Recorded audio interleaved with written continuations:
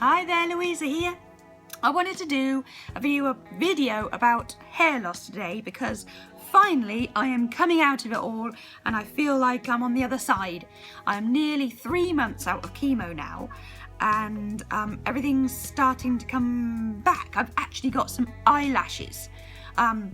It got to the point where I only had about 5 on one side and 1 on the bottom. And if I was going out, it was always a big sense of occasion when I got to put mascara on my eyelash.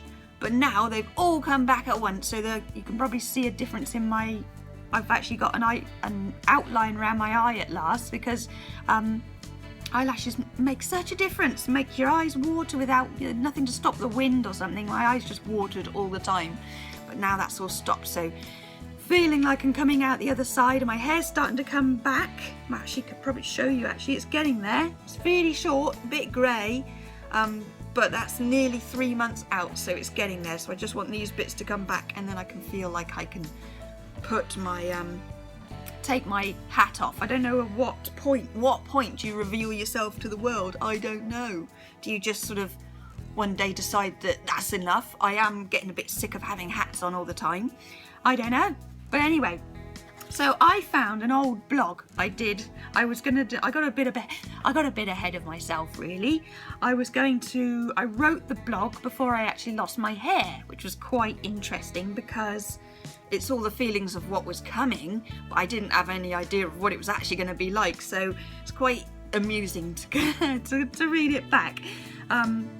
Because I was going to be all brave about it. I was like, yeah, whatever, I'm just going to shave my head and go out like it. I don't care. And then I lost like 2 strands, probably what you'd lose anyway in the second cycle of chemo. Probably what I'd lose on a normal day without chemo.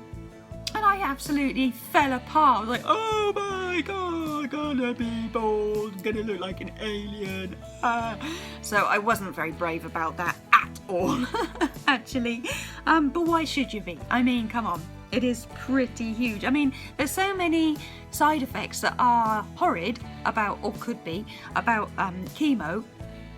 Then why is hair loss actually the worst? Because it doesn't hurt.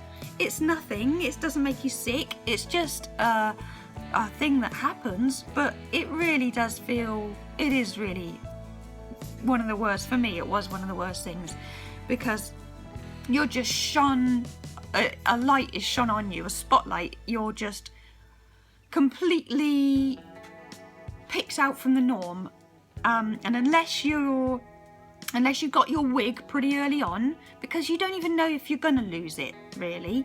It's not all chemos make your hair fall out, so it's not definitely, you don't get your wig unless you're sure it's gonna fall out, but by the time you are sure it's falling out, it's falling out. And then it takes 2 weeks to get your wig as well, you need to know. So there's a little transition period where people are gonna see you with a headscarf on, and it all starts getting a bit, and then it just falls out everywhere. It's everywhere. It's all on the floor in the bathroom. It's on the carpets. It's on all of your hats. I put on a jumper or a jacket I wore ages afterwards, and it had all hair in it, and I just thought, oh God. So after a while, it's just easier to shave it all off. I only lost it in the middle, which was weird. I think over time I would have lost more. So I only lost it in the middle and kept it around the edge, and that was really just made you look like a right freak then. So my husband shaved it off. My little girl came in and saw me, and she's 3 and she's like, ah! But she's so accepting at that age. They live in the moment, so she's like, ooh, okay, now you got no hair. All right, whatever, I need a sandwich sort of thing. And she just carried on. My son, he's 8, you can probably see a little picture of him up there. He was a bit different. He took it a little more, because I don't think he believed I was ill. We said that I was ill, but I didn't. Of course, with cancer, you just don't look ill. Ill to them is laid in bed, being pale and sick and coughing, and I just wasn't. I was still being myself. So I think he thought we were lying. I think he felt that we were lying to him to make him be nice to me or something, I don't know. But the whole thing, as soon as my hair went, that meant I was ill. And when I said that I was going in for surgery to take the cancer away, he said, are you going to come back with hair then? Because it's just completely linked. It's the only thing he can see that completely means I'm not well. So he took that a little deeper.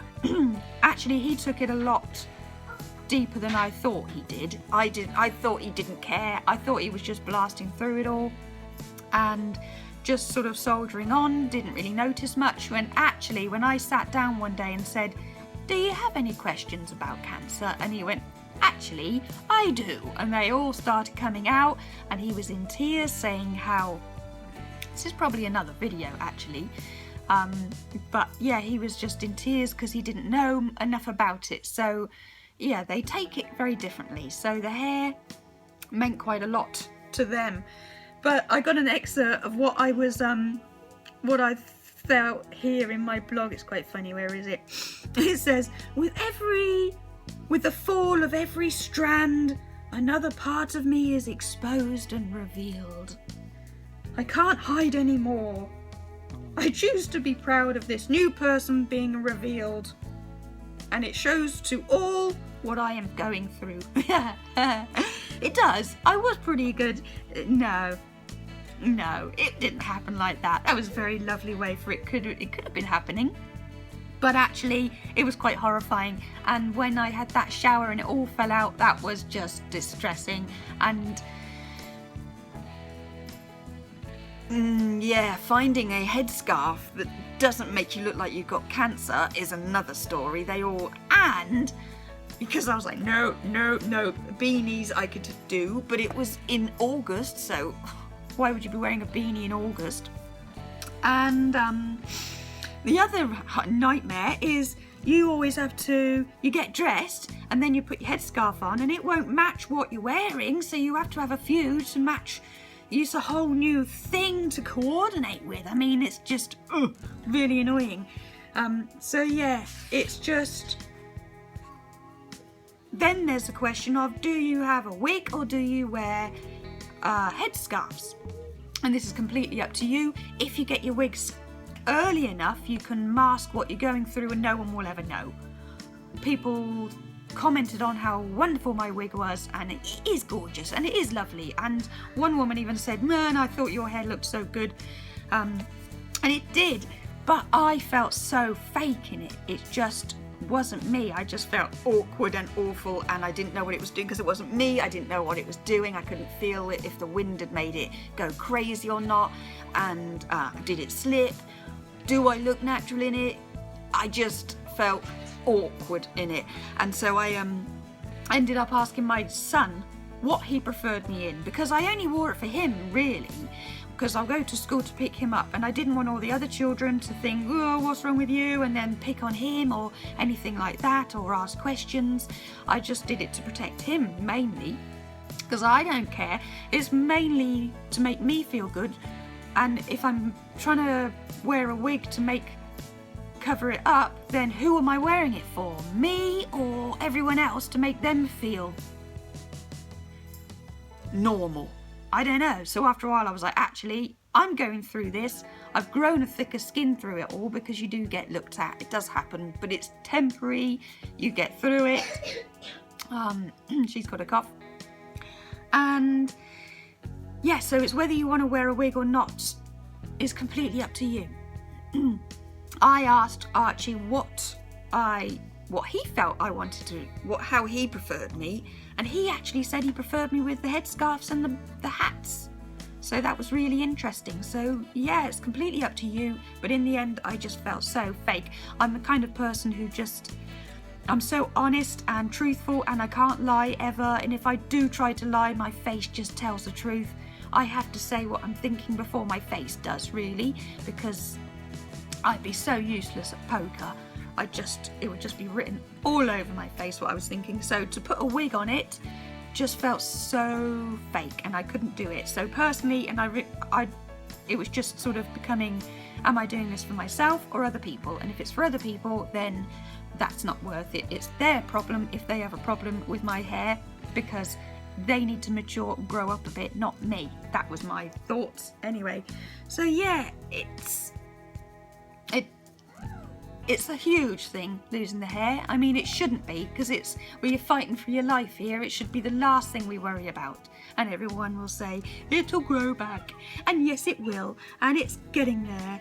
And I do feel a bit like Sinead O'Connor or Sigourney Weaver. And it took me about a week to stop singing Skunk and Nancy songs, because she's got really short, cool hair as well.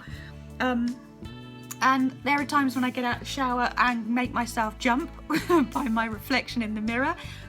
But it's just one of those things. We will go through it.